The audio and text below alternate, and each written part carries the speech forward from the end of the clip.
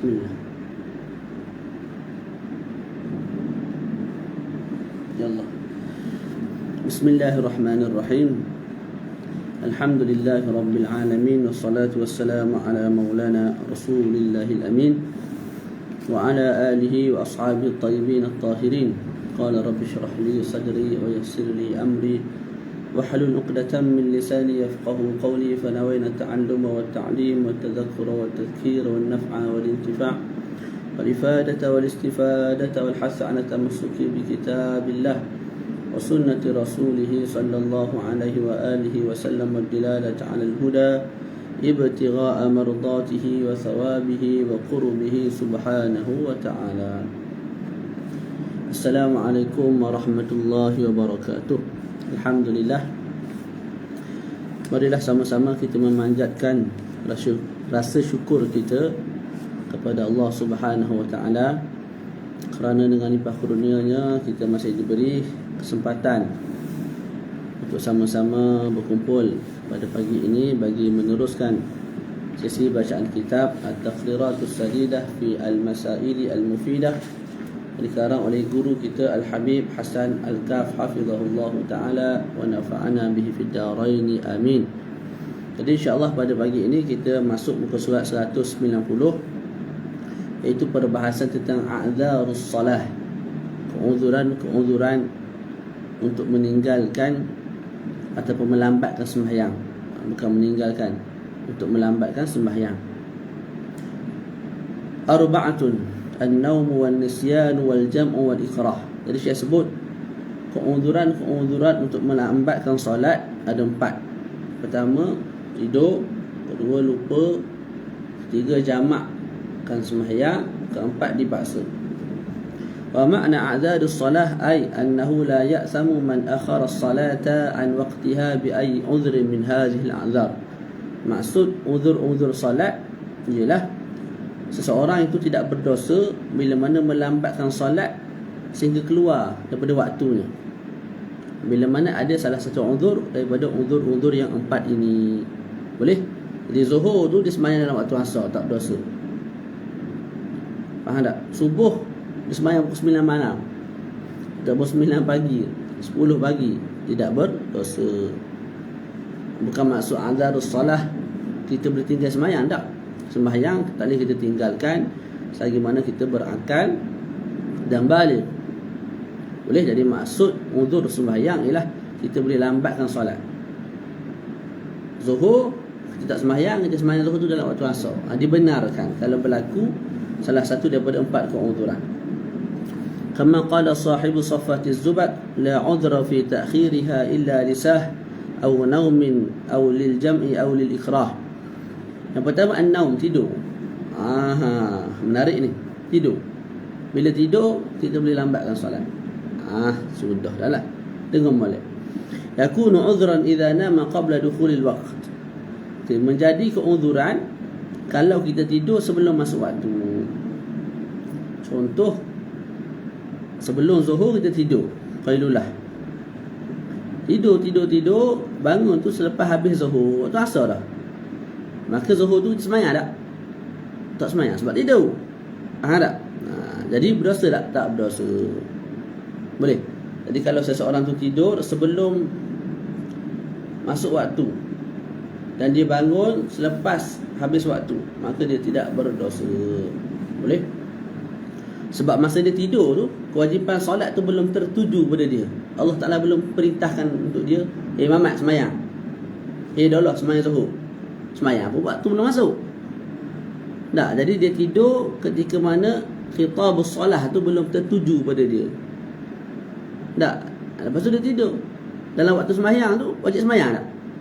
Masuk zuhur, wajib sembahyang tak? Tak wajib sembahyang sebab tengah tidur tak wajib sembahyang. Tidak mukallaf.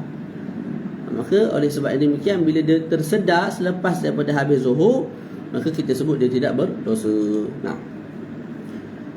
Wa amma idza nama ba'da dukhulil waqti fala yu'tabaru 'udhra illa idza kana min 'adatihi al-qiyam min an-nawm qabla khurujil waqti aw awsa thiqatan yuqidhuhu qabla khurujil waqti. Adapun kalau dia tidur selepas masuk waktu, kita ambil zuhur lah.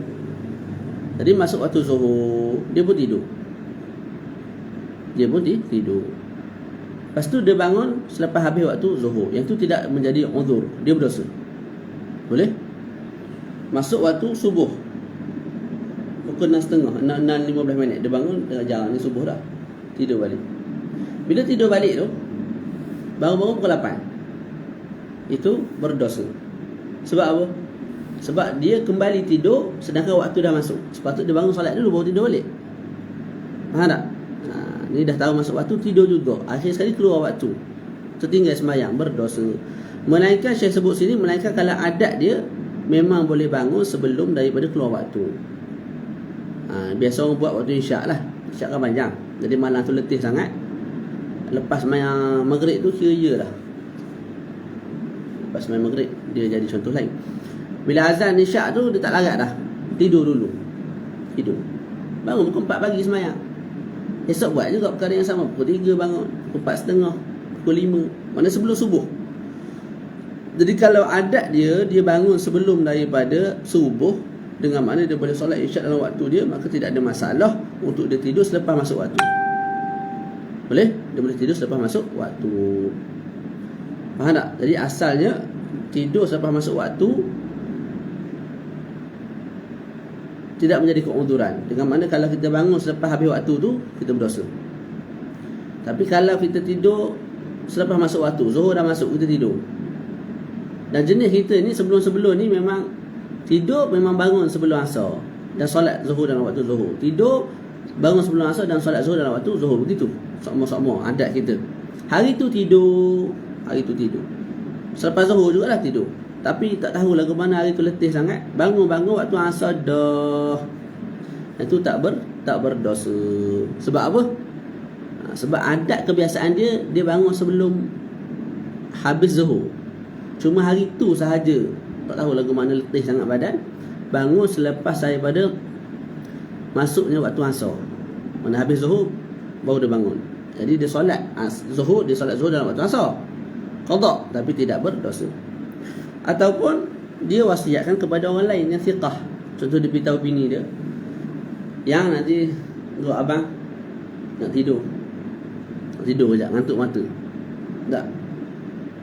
Contoh maghrib, tak larat sangat dah balik kerja, tidur sekejap dalam setengah jam.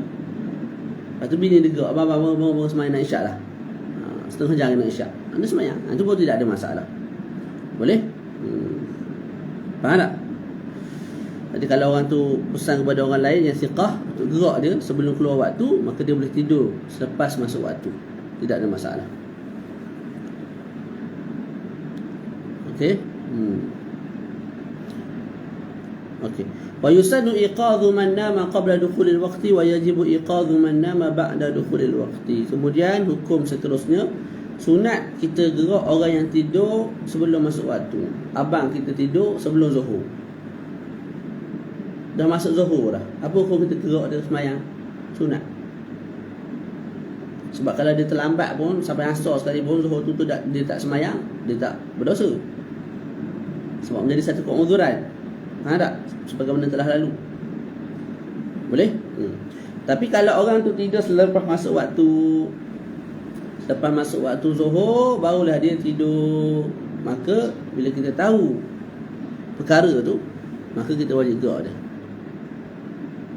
Mana sebelum keluar waktu tu kita wajib gerak dia. Sejam sebelum, setengah jam sebelum kita wajib gerak dia untuk dia solat dalam waktu. Boleh?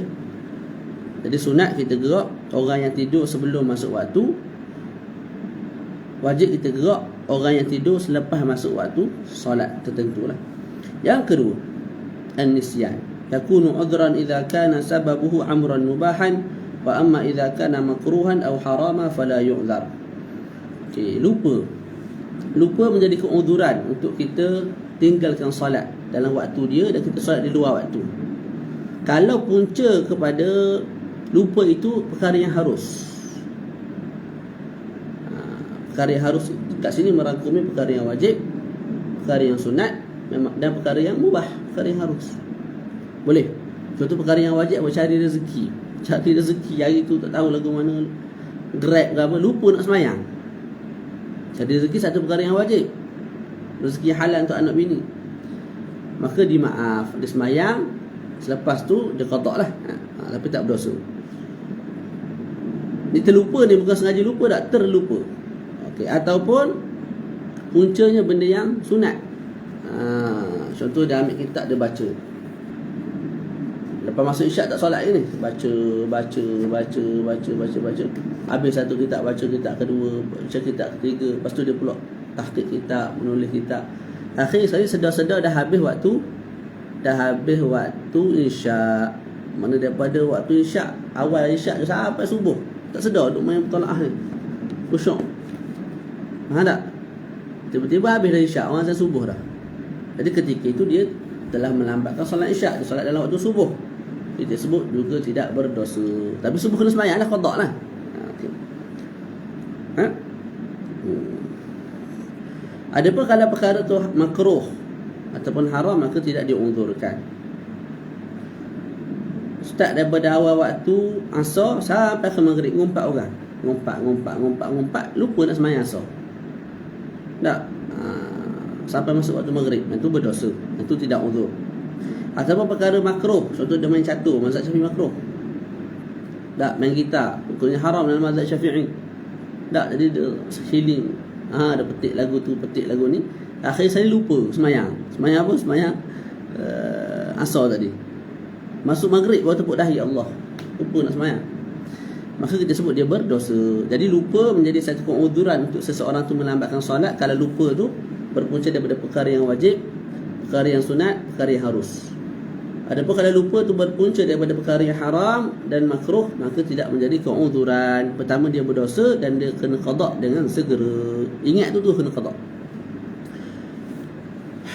Yang ketiga, al-jam'u baina as-salatain, menghimpunkan antara dua salat, sebenarnya jamak lah ni.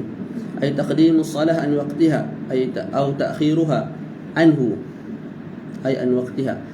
Wa dhalika lil jam'i bainaha wa baina salatin ukhra bisabab as-safari aw al-marad aw al-matar. Jadi sebab yang ketiga ialah bila mana seseorang tu menjamakkan dua sembahyang. Jamak taqdim ataupun jamak takhir. Jadi jamak taqdim zuhur tak sembahyang lah. Jamak taqdim maknanya asar tu letak dalam zuhur kan.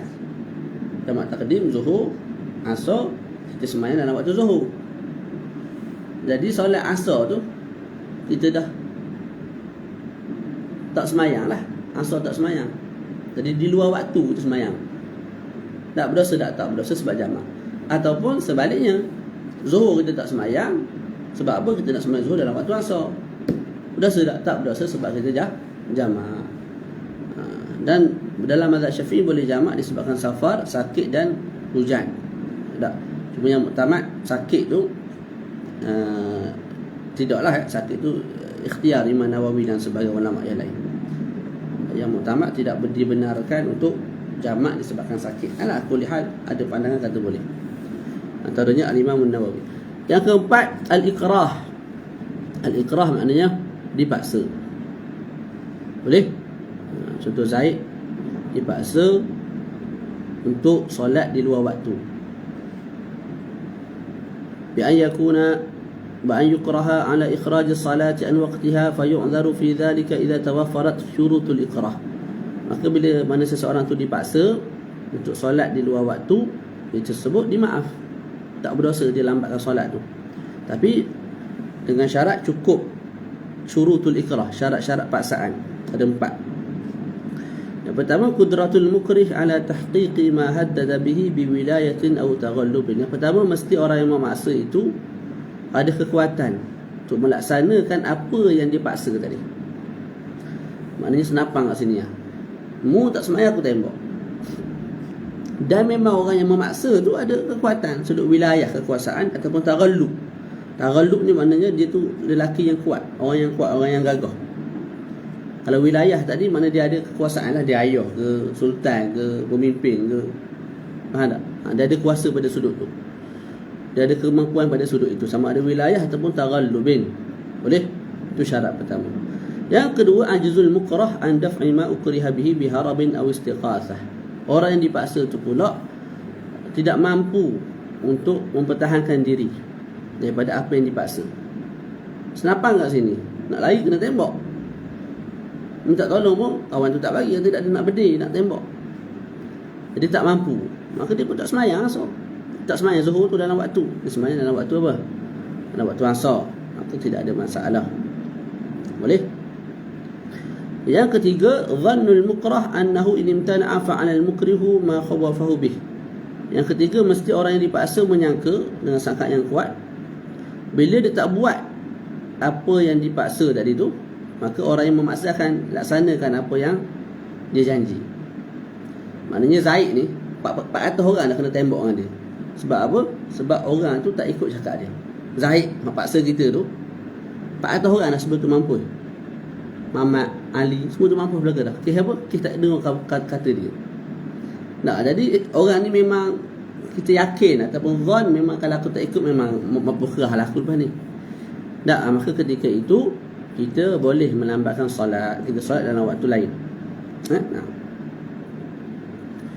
Tapi kalau budak kecil mari, tak, tala tu pula pistol air ataupun pistol betul, tapi kita kenal dah orang ni budak lalu ni.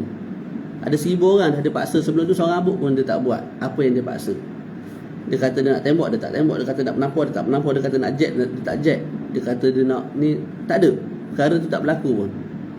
Jadi bila perkara tu dah banyak berlaku, satu ketika dia paksa kita pula. Jadi dalam hati kita rasa syak, dia ni dok ni, aku rasa tak buat kawan ni. Paksa saja je buat dak.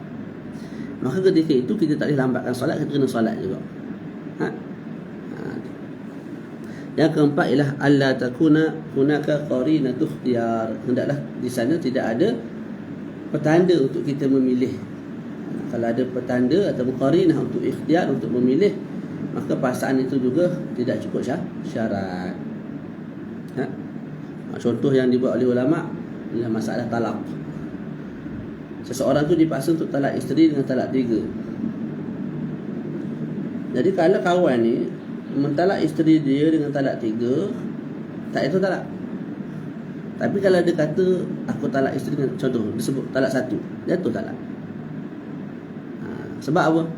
Sebab bila dia sebut talak 1, sedangkan yang dipaksa ialah untuk mentalak isteri dengan talak 3, maka kat situ ada tanda dia tu memilih.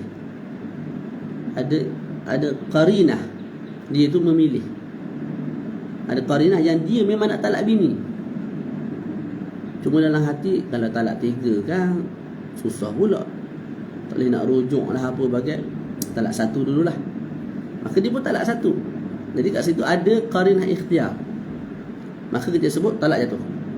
Begitu juga kalau masalah puasa. Seseorang tu dipaksa untuk makan. Seseorang tu dipaksa untuk makan. Depan dia tu ada ayam dengan ada burger king. Faham tak? Dipaksa. Jadi kawan ni dipaksa untuk makan ayam, dia pergi makan burger. Jadi ada tanda dia memilih, ada qarinah, petanda dia tu memilih. Seolah-olah dia bukan makan tu bukan sebab dipaksa, tapi sebab memang nak sungguh makan. Sebab tu dia pilih yang lain tu. Dan ketika itu kita sebut batal sembahyang, batal puasa. Tapi kalau dia makan ayam betul, tak batal. Boleh?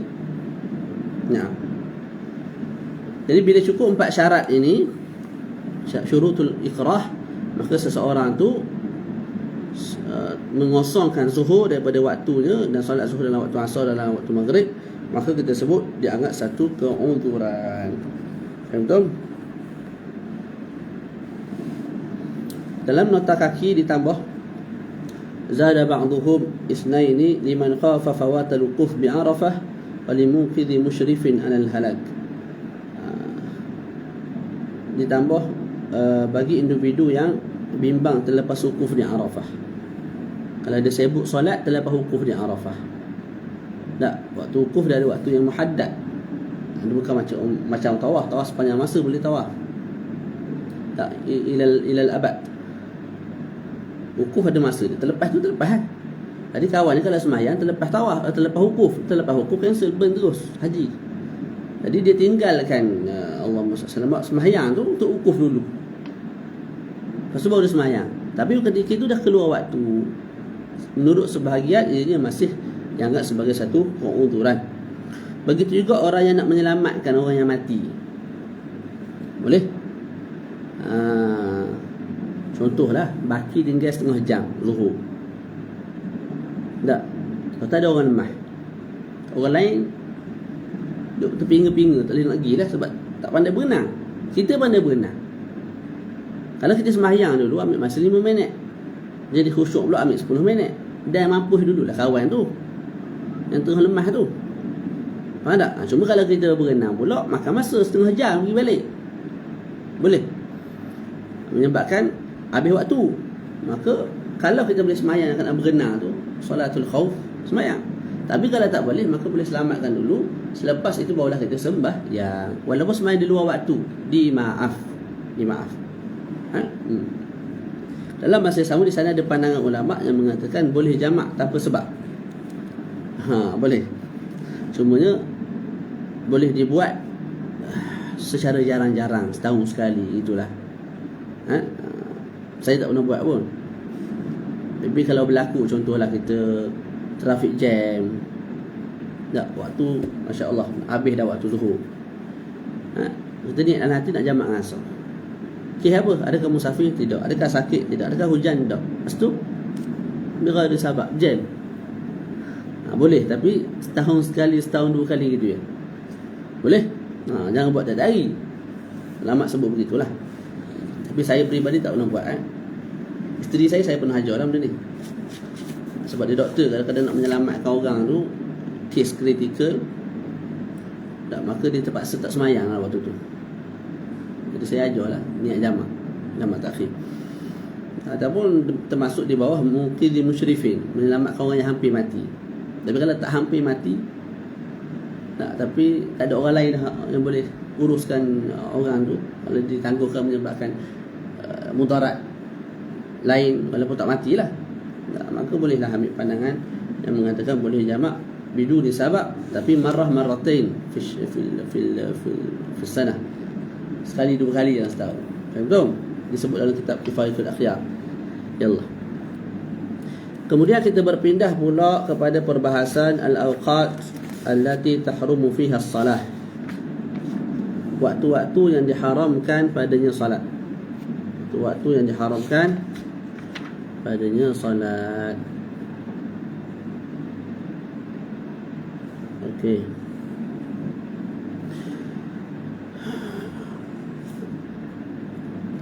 Maksud waktu-waktu yang diharamkan di dalamnya sembahyang, maksudnya ialah kalau kita sembahyang itu hukumnya, pertama perbuatan itu haram, yang kedua tidak sah. Boleh? Bukan sekadar haram, tapi sah tak? Perbuatan itu haram, dalam masa sama sembahyang itu tidak sah, tidak dikira. وبعضهم يعبر بالأوقات التي تكره فيها الصلاة أي تكره كراهة التحريم. Jadi sebagai ulama menyebut dengan ibarat yang lain. Mereka kata waktu-waktu yang dimakruhkan dalam waktu tu sembahyang. Maksud makruh sinilah makruh dengan makruh tahrim. Makruh dengan makruh tahrim. Jadi ada beza antara haram dan juga makruh tahrim. Apa beza? Dia beza sikit je. Kita baca dalam nota kaki tu. Al-farqu baina al-harami wa karahati at-tahrim. Al-haramu ma thabata tahrimuhu bidalil qat'i la yahtamilu at-ta'wila ka tahrimi syurbil khamr. Haram ini ialah satu hukum yang sabit, satu perkara yang sabit haram, pengharaman dia tu dengan dalil yang qat'i, dalil yang tidak ihtimal untuk ditakwilkan. Contohnya pengharaman minum arak. Yang kedua, karahatut tahrim, makruh haram, makruh tahrim disebut. Karahatut tahrim, makruh tahrim. Ma sabata tahrimuhu bidalilin yahtamilu ta'wilah, ka tahrimus salah fil awqatil khamsah. Satu perkara yang sabit haram, dia haram juga. Haram juga, bukan tak haram, haram. Cumanya dalil pengharaman tu masih ada kemungkinan untuk menerima takwil. Boleh? Seperti pengharaman sembahyang dalam 5 waktu yang kita nak bincang hari ni. Ala kulli hal, hukumnya haram. Nak mudah bahasa hukumnya haram. Cuma haram tak ada sebut haram sungguh. ada kata karahatut tahrim. Kalau buat sembahyang tidak sah dan berdosa. Sebagai faedah Syekh tambah bawah tu, wal farqu baina karahatut tahrim wa karahatut tanzih. Apa pula beza antara karahatut tahrim dengan karahah makruh tahrim dengan makruh at-tanzih? Karahatut tahrimi taqtadi al-isma kas-salati fil awqat al-khamsah. Kalau makruh tu makruh tahrim, karahatut tahrim, kalau buat apa dosa? Seperti sembahyang dalam 5 waktu ni. Yang kedua karahatut tanzih, yang tu tak dapat dosa. Contoh kata nafuli baina azan subhi wal iqamah ghaira an-nafilah al-qabliyah. Seperti sembahyang sunat antara azan subuh dan iqamat, selain daripada qabliyah subuh. Faham tak? Jadi azan, qamat. Untuk solat subuh ni azan, lepas tu qamat. Tengah tu antara azan dan iqamah tu kita sembahyang 2 rakaat qabliyah subuh, itu dituntut. Sembahyang selain daripada tu dimakruhkan. Wa tanaffuli inda iqamatis salah. Dan sembahyang sunat ketika mana nak didirikan sembahyang. Maknanya orang qamat dah, Allahu akbar, asyhadu an la ilaha illallah, asyhadu an, kita pun Allahu akbar, 2 rakaat sunat. Makruh. Apa makruh? Tak berdosa lah. Cuma dia mencuri syarak. Itu beza karahatut tahrim dengan karahatut tanzih. Ya Allah.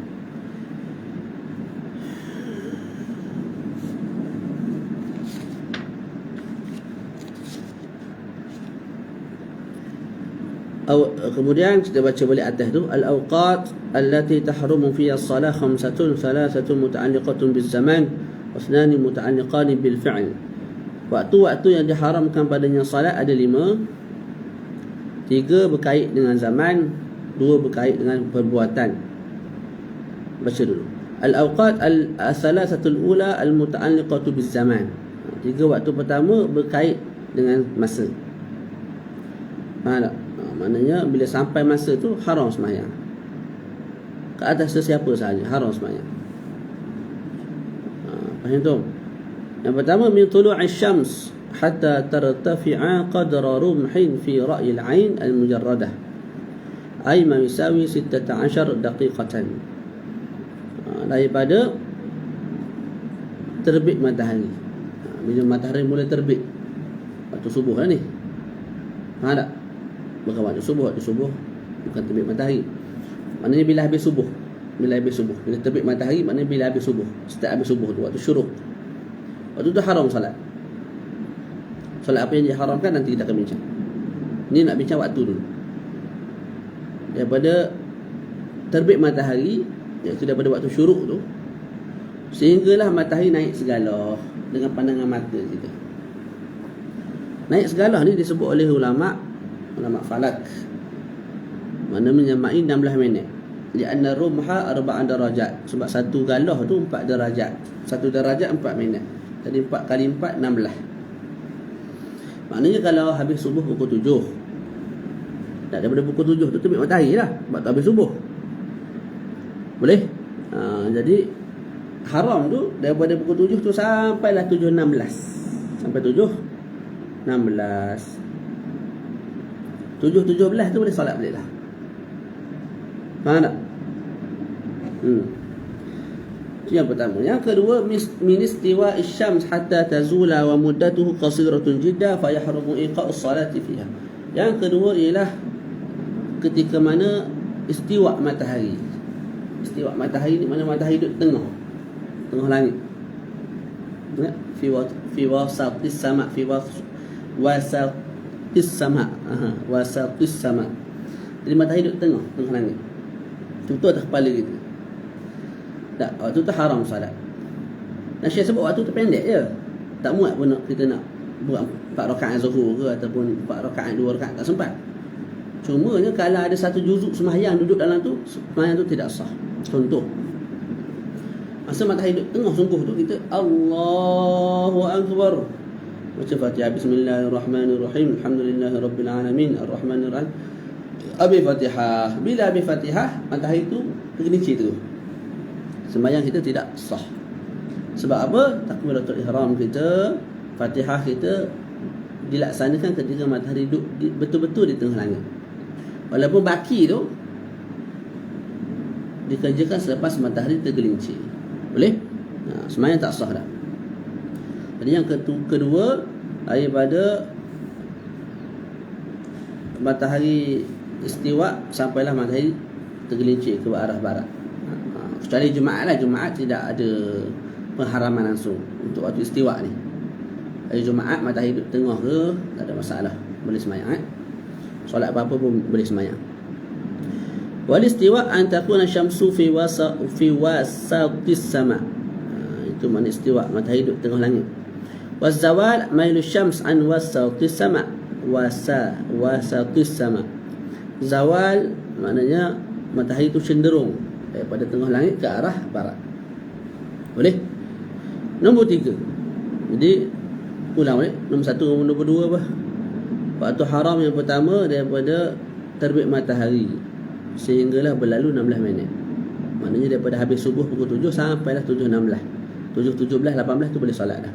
Yang kedua, ketika mana matahari betul-betul duduk di atas kepala kita, itu juga haram kita sah solat. Yang ketiga pula, minal al-isfirari hatta taghruba, ay idza asfarrat asy-syamsu fawqa nahwi ru'usil jibalil 'aliyah. Daripada waktu kekuning-kuningan sehinggalah terbenam matahari. Maksudnya ialah bila mana matahari itu kuning-kuning, kuning kekuningan di atas kepala-kepala gunung ganang. Ini waktu petang ni, dekat kanan maghrib tu. Kalau kita pandang ke Bukit Bukau ataupun di belakang balik-balik bangunan-bangunan tinggi, kita akan nampak cahaya-cahaya kuning. Nampak apa? Cahaya-cahaya kuning. Ketika itu haram juga kita sah solat. Solat apa yang haram untuk solat? Nanti akan kita sebut. Baca. Jadi itu 3 waktu solat yang berkait dengan masa. Boleh? Ada lagi 2. Al-waqtanil akharani al-muta'alliqani bil fi'l. 2 waktu lagi berkait dengan perbuatan. Maksudnya baca dulu. Ba'da fi'li salati subhi hatta tatlu'a asy-syams. Selepas solat subuh sampailah terbit matahari. Selepas buat solat subuh sampailah terbit matahari. Jadi ini dikatakan berkait dengan perbuatan. Sebab apa? Sebab contohlah, subuh masuk pukul 6, habis pukul 7. Zaid solat subuh pukul 6.45. Zaid solat subuh pukul apa? 6.45. Jadi Zaid ni daripada pukul 6 sampailah 6.44 tu, dia boleh solat sunat. Apa-apa jenis solat sunat, ya Allah, solat. Sebab apa? Sebab dia belum buat solat subuh. Walaupun dah masuk waktu subuh ni, tapi dia belum buat solat subuh. Maka dia boleh solat apa-apa jenis solat sebelum solat subuh. Yang kedua, kita ada mamat. Mamat ni solat subuh pada pukul 6.05 minit. 6.05 minit. Lepas solat subuh, mamat ni haram sembahyang. Faham tak? Jadi Zaid tadi daripada pukul 6 sampai 6.45 nak sembahyang sunat apa jenis sunat pun boleh. Tapi mamat tak boleh. Start saja 6.5 minit sembahyang, 6.7 minit habis subuh. Habis sembahyang subuh. 6.8 minit, 6.9 minit, 6.10 minit, 6.11 minit, 6.12 minit sampailah pukul 7. Dia haram sembahyang apa-apa jenis sembahyang sunat yang kita akan bincang nanti. Faham tak? Jadi itu kita sebut berkait dengan perbuatan. Kamu buat subuh awal, maka pengharaman tu ke atas kamu lebih awal. Kamu sembahyang subuh lambat, maka pengharaman tu ke atas diri kamu lebih lambat. Boleh? Begitulah dengan solat asar. Saya sebut nombor 2. Ba'da fi'li salatil asri hatta taghrub asy-syams. Selepas sembahyang solat asar sampailah terbenam matahari. Sama juga. Asar masuk pukul 5. Zaid sembahyang pukul 5. Main terus. Masuk waktu sembahyang. Maka Zaid haram sembahyang start daripada habis asar sampailah pukul 7 maghrib. Si mamat ni pula sembahyang asarnya pukul 6. Pukul 6. Maka sebelum sembahyang asar tu nak sembahyang sunat apa jenis sembahyang? Sebab apa? Kamu belum sembahyang asar. Sedangkan haram tu ya selepas solat asar. Sembahyang asar belum. Belum, khalas. Sebelum tu boleh buat. Lepas semayang baru haram. Jadi sejam daripada 5 sampai 6, seorang haram, seorang tak haram. Sebab apa? Seorang tu semayang awal, asar. Seorang lagi semayang lah lambat. Jadi pertama tadi selepas solat subuh sampai terbit matahari. Yang kedua selepas solat asar sampailah terbenam matahari. Boleh?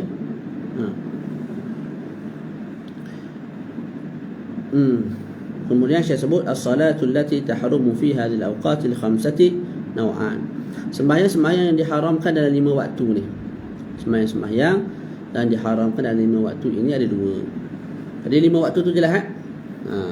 5 waktu tu jelas. Daripada terbit matahari sampai naik segala. Ketika mana matahari duduk di tengah-tengah langit. Ketika matahari kekuning-kuningan, dekat-dekat dengan maghrib. Ketika warna kuning kesan cahaya matahari kita terkelihatan di balik-balik bukit yang tinggi. Keempat selepas solat subuh sampailah terbenam matahari. Yang kelima selepas solat subuh sampai sehinggalah matahari terbit. Cumanya lepas terbit tu haram juga. Nombor 1 tadi, daripada terbit sampai naik segala. Lepas tu yang kelima apa? Lepas solat asar sehinggalah terbenam matahari.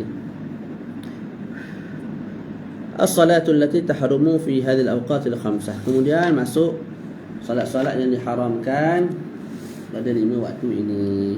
Kita habiskan insya-Allah. Yang pertama as-salatun an-nafilatu dhatus sababi al-mutaakhir wa hiya 6. Solat yang diharamkan dalam waktu ini, haram maknanya apa? Tak sah. Dan juga haram lah, dosa segala buat. Yang pertama ialah solat sunat yang sebabnya mutaakhir. Solat sunat yang sebabnya mutaakhir. Apa solat sunat yang sebabnya mutaakhir? Sebab tu kita buat kemudian, kita solat dulu. Sebab tu sebagai ulama dia tulis an-nafilatu dhatus sababi al-mutaakhir ya'ni salah. Sebab tu yang duduk kemudian selepas sembahyang. Mana sembahyang dulu, lepas sembahyang tu baru kita buat sebab kepada sembahyang. Faham tak? Kita sembahyang dulu sunat tu, lepas tu barulah kita buat sebab. Sembahyang jenis tu haram kita buat dalam waktu-waktu ni. Ada 6. Pertama sunnatul ihram, solat sunat ihram. Kita ihram dulu.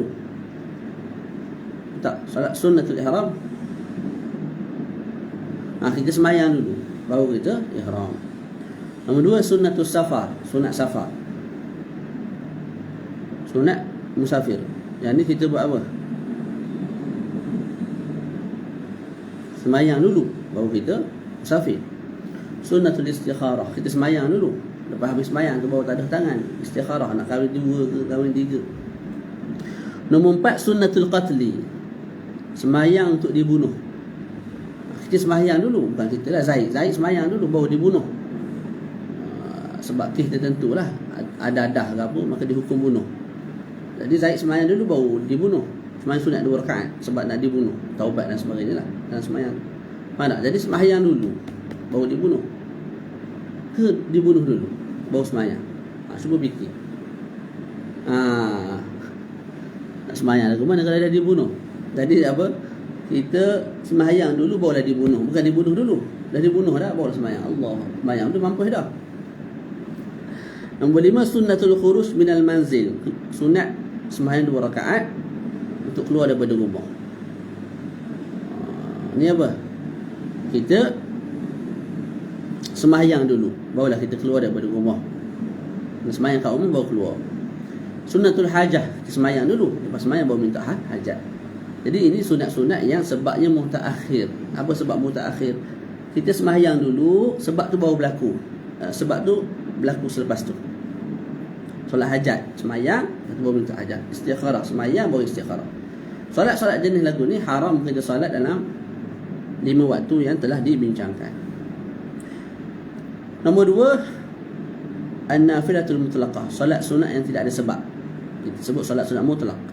Wa hiya allati laysa laha sababun wala waqtun, iaitu solat yang tidak ada baginya sebab, juga tidak ada baginya waktu. Tak ada sebab, tak ada waktu. Contoh sembahyang sekarang ni, rasa nak sembahyang 2 rakaat kerana Allah Ta'ala, maka berdiri hadap kiblat, Allahu Akbar, aku solat 2 rakaat. Apa sebabnya? Duha, taubat, duha, apa sebab khusuf gerhana bulan? Tak ada sebab. Boleh tak waktu bukan waktu duha, memang waktu duha, tapi kita sembahyang tu bukan untuk duha. Tak, itu solat sunat mutlak. Solat yang tidak ada sebab, tidak ada waktu. Fi hukmiha salatu tasbih wa nahwaha min as-salawat allati laysa laha sababun wala waqtun muayyan. Hukum yang sama ialah solat tasbih dan solat-solat lain yang tidak ada sebab dan waktu yang tertentu, yang khusus. Dia solat sunat tasbih termasuk bawah solat sunat mutlak. Haram kita sembahyang dalam 5 waktu ni. Boleh? Begitulah solat-solat lain lah yang tidak ada sebab, tidak ada waktu yang muayyanan. Contoh solat taubat, itu sama juga tu. Haram disolatkan dalam waktu-waktu ini. Wa yustathna hadha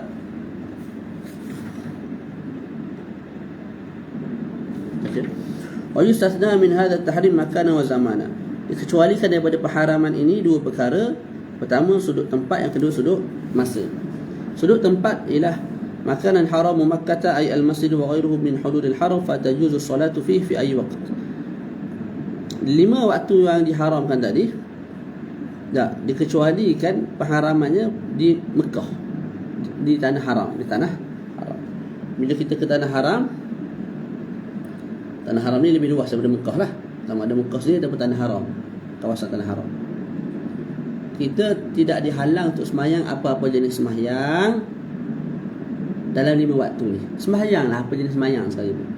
Sembahyang sunat sebabnya, kemudian solat sunat mutlak, ikut gilah sembahyang, tak ada masalah. Bila tu? Di tanah haram Mekah. Maknanya sama ada masjid ataupun Mekah sini ataupun hududul haram, kawasan tanah haram. Yang kedua sudut masa, min al-istiwa hatta zawal yaumul Jumaah. Kita sebut dah tadi. Pada hari Jumaat, waktu matahari duduk tengah, tidak diharamkan sembahyang. Hari lain haram sembahyang. Sikit lagi nak habis. Wala yahrumu qada'us salah fi hadhihi al-awqat al-khamsah. Qad an-nafilatu dhatu sabab al-mutaqaddim ka sunnatil wudu' wa tahiyatil masjid. Tidak haram qada' sembahyang dalam waktu-waktu ini. Tak. Contoh kita teringat dan lepas sembahyang asar tu teringat, lepas sembahyang asar tak boleh sembahyang sepatutnya. Teringat apa nama? Asar semalam tak sembahyang, baru teringat. Sembahyang asar qada'.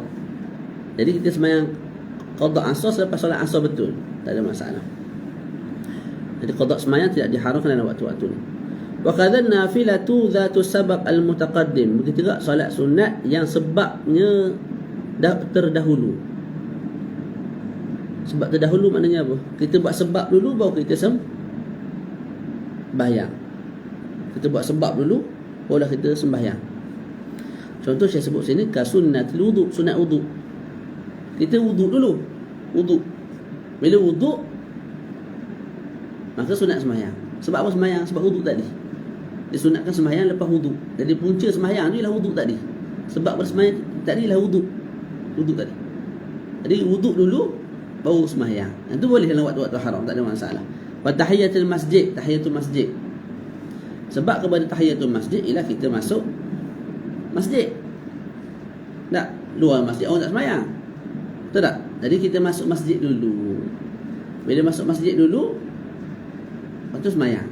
Maka boleh dibuat dalam waktu-waktu ni. Faham tu? Cumanya kat bawah tu saya sebut walau arada an yusalliya fil waqtil muharrami salatan biniyati dhati sababin mutaqaddimin ma'a dhati sababin mutaakhir fala yajuz ka tahiyatil masjid ma'al istikharah. Kalau seseorang tu nak sembahyang dalam waktu yang diharamkan, contoh lepas asar, dia nak sembahyang dalam waktu tu, semua dia gabung niat solat tahiyatul masjid. Dia masuk dalam masjid selepas solat asar, dia sembahyang asar kat rumah, lepas tu dia mari ke masjid nak hadir majlis ilmu. Kalau kat Al-Azhar biasa majlis ilmu sebelum maghrib, lepas maghrib, lepas zuhur, Al-Azhar Al-Sharif majlis ilmu banyak. Sini je lepas maghrib di Malaysia ni. di masjid di Al-Azhar Syarif, masya-Allah. Ala kulli hal. Jadi kawan ni masuk ke, dia semayang kat rumah contoh, ataupun dekat masjid berdekatan rumah dia, lepas tu dia ke Masjid Al-Azhar Syarif. Bila masuk Masjid Azhar tu, maka sunat dia semayang tahiyatul masjid. Tapi dalam masa yang sama dia nak gabung dengan solat istikharah. Nak istikharah pasal nak kahwin ke tak ni, tengah belajar ni. Tu nak istikharah yang tu. Tadi dengan 2 rakaat digabung 2 niat. Pertama tahiyatul masjid, yang kedua istikharah. Yang ni solat yang boleh gabung niat. Kita sebut diharamkan. Sebab apa diharamkan? Sebab kat sini tahiyatul masjid boleh solat selepas daripada asar. Sebab solat tahiyatul masjid, sebab dia tu terdahulu, mana kita masuk masjid dulu baru solat. Sembahyang yang jenis tu kita boleh solat dalam waktu haram ni. Ada pun solat istikharah tak boleh.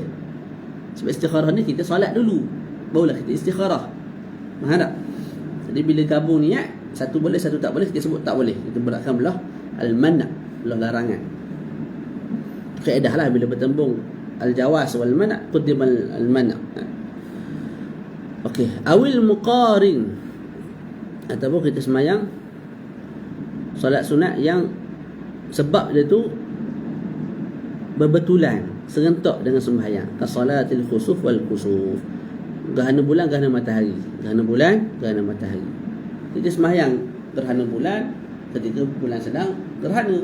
Kita sembahyang gerhana matahari ketika bulan sedang, ketika matahari sedang gerhana. Jadi sembahyang tu sebab dia, iaitu gerhana tu, serentak dengan sembahyang. Faham tak? Sembahyang tu dilaksanakan dalam masa yang sama berlaku juga gerhana. Sebab tu serentak dengan sembahyang. Itu juga tidak diharamkan dalam waktu ini, dalam 5 waktu ni. Melainkan illa idza qasada iqa'a salah fil waqtil muharram fatahrum. Melainkan kalau seseorang tu memang sengaja nak letak sembahyang-sembahyang tadi dalam waktu yang diharamkan, maka haram. Contoh kita belajar ini, sembahyang tahiyatul masjid, sembahyang sunat wudu, boleh dibuat selepas solat asar. Tak, solat gerhana bulan, solat gerhana matahari boleh dibuat selepas solat asar. Jadi kita pun dalam hati sengaja nak pergi sembahyang tadi dia lepas asar, hukumnya haram. Sebab apa? Seolah-olah ada niat nak melawan syarak. Syarak tak bagi, pisah pergi dalam waktu tu. Itu haram. Haram sembahyang. Berbeza dengan contoh yang kita buat tadi. Contoh Zaid, dia pergi lepas sembahyang asar, dia pergi Masjid Al-Azhar Syarif. Tujuannya apa? Nak pergi majlis ilmu. Pergi majlis ilmu. Dia sunat sembahyang dulu 2 rakaat tahiyatul masjid. Mamat lepas sembahyang asar pergi Masjid An-Nabawi contoh. Sebab apa? Nak mengaji Al-Quran, talaqi Quran. Maka sembahyang dulu 2 rakaat tahiyatul masjid. Ali pergi lepas solat asar pergi dalam masjid. Nak buat apa? Cari jam hilang. Sembahyang dulu 2 rakaat. Tapi ada seorang lagi mamat sekor ni, tak ada gigi apa? Saja nak pergi sembahyang. Aku pergi ni memang nak pergi sembahyang. Mas sunat tahiyatul masjid, sunatul wudu, itu diharamkan. Faham tak? Yang terakhir insya-Allah, hukum salati waqta khutbatil Jumaah. Hukum sembahyang ketika khutbah Jumaat dilaungkan, dilaksanakan. Hukum sembahyang ketika mana khutbah Jumaat. Idza sa'ida al-khatibu 'ala al-minbari, ketika mana tok khatib naik di atas mimbar, harumat as-salatu bil ijma', maka haram sembahyang dengan ijma'. Ayyan kanat, sembahyang apa pun haram. Walau kanat qada'an al-fard, walaupun sembahyang qada' yang wajib dikerjakan secara segera. Contoh subuh tadi sengaja tinggal. Bila sengaja tinggal, wajib qada' segera. Dia tak qada' sampailah Jumaat tu duduk dalam masjid rasa menyesal, nak qada'. Ketika itu apa? Tok imam sedang berkhutbah, haram. Lepas habis khutbah, habis Jumaat baru qada' subuh tu. Boleh? Jadi kalau tok khatib dah naik atas mimbar, haram kita sembahyang apa-apa jenis sembahyang, sekalipun sembahyang qada' fardu yang wajib kita laksanakan secara segera. Illa sunnata tahiyatil masjid, melainkan satu salat apa dia? Solat yang dinamakan sebagai tahiyatul masjid. Solat tahiyatul masjid. Wa yajibu takhfifuha wa an la yazida fiha an rak'atain. Itu pun dengan syarat. Pertama kena ringankan, yang kedua jangan lebih daripada 2 rakaat. Kesimpulan dia, bila tok khatib naik atas mimbar, haram kita solat. Apa-apa jenis solat, melainkan satu solat, tahiyatul masjid. Tahiyatul masjid sahaja ataupun tahiyatul masjid gabung dengan qabliyah. Gabung dengan qabliyah apa? Jumaat, boleh, tak ada masalah. Tapi dengan syarat, pertama kita baru masuk masjid. Kalau kita mari awal dah, pukul 12.30 tu mari dah duduk cokor dengar ngaji Quran ke apa semua. Lepas tu imam naik atas mimbar. Tu imam naik atas mimbar. Yang tu haram tahiyatul masjid. Satu lagi tuntutan tu pun dah gugur sebab duduk lama. Nah. Ataupun dia mari tu dia berdiri.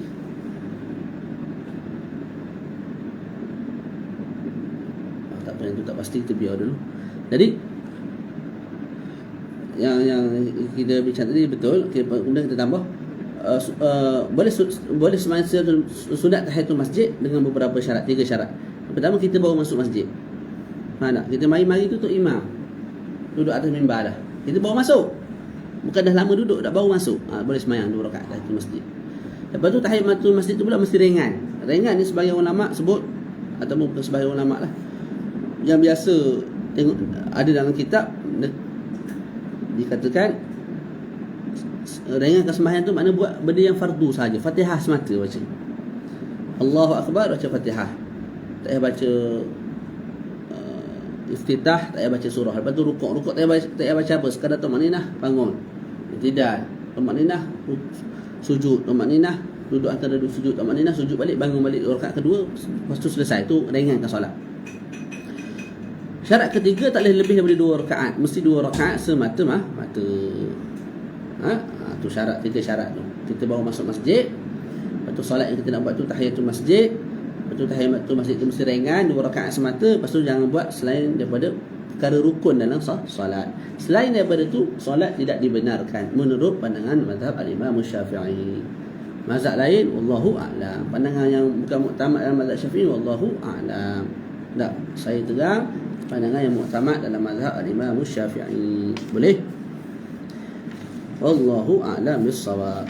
Jadi insya-Allah kita dah selesai uzur-uzur salat dan waktu-waktu yang diharamkan salat di dalamnya. Lepas ni kita masuk syarat-syarat wajib sembahyang dan syarat-syarat sah sembahyang. Ada soalan?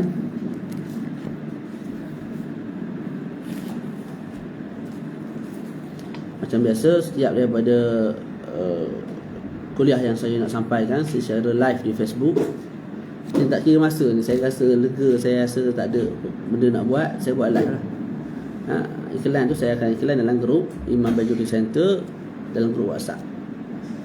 Boleh? Wa sallallahu ala sayyidina Muhammad wa ala alihi wa sahbihi wa baraka wa sallam. Alhamdulillahi rabbil alamin. Assalamualaikum warahmatullahi wabarakatuh. Barakallahu.